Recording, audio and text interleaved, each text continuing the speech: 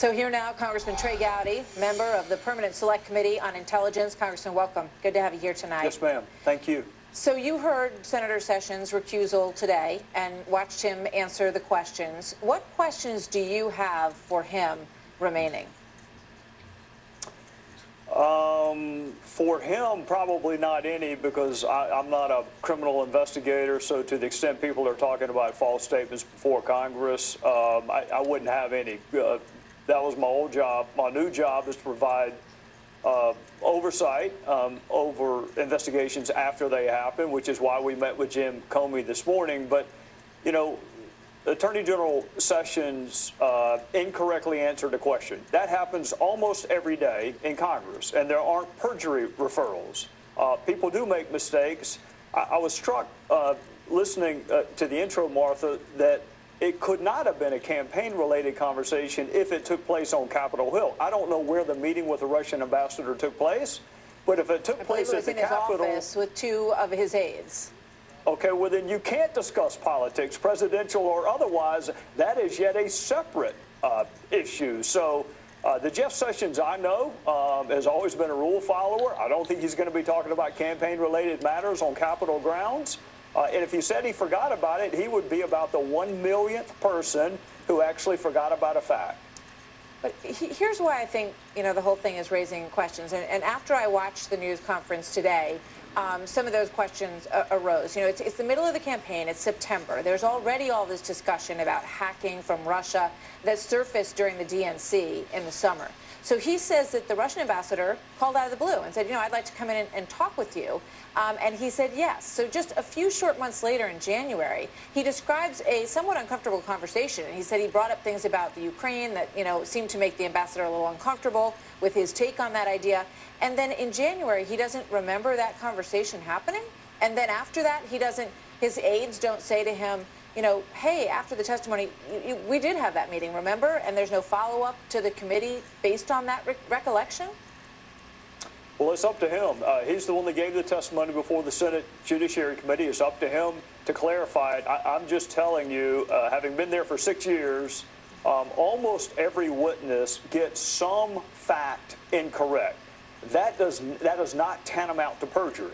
I'm not prejudging this. The FBI is welcome to look at it. If the Senate feels that strongly about it, they can send a referral to the FBI.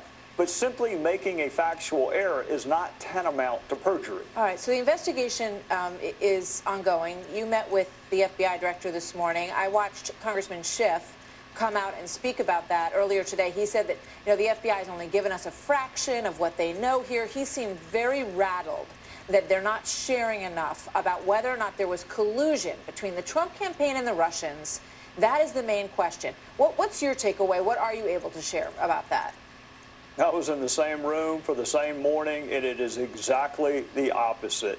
I have never heard a federal law enforcement agent give with that degree of particularity and detail an update on an inquiry. And as you may recall, I was a federal prosecutor for 6 years, so I have talked to lots of FBI agents.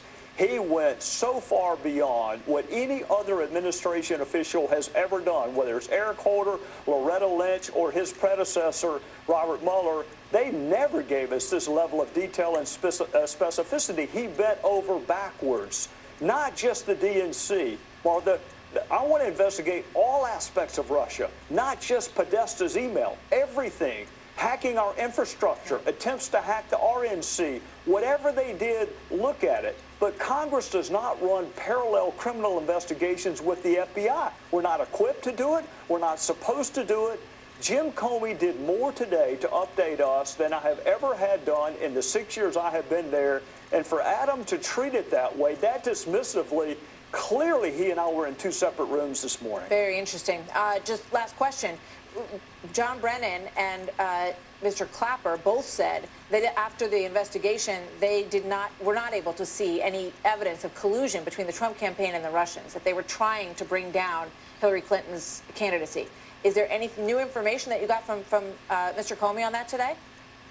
Well, if I did get new information, despite how adeptly you asked that question, I would not be able to share it given the nature of our hearing. But I will tell you this, to the extent people are relying on media reports, whether it's the New York Times or the Washington Post, upon which to base their factual assertions, I would tell them to be very, very careful.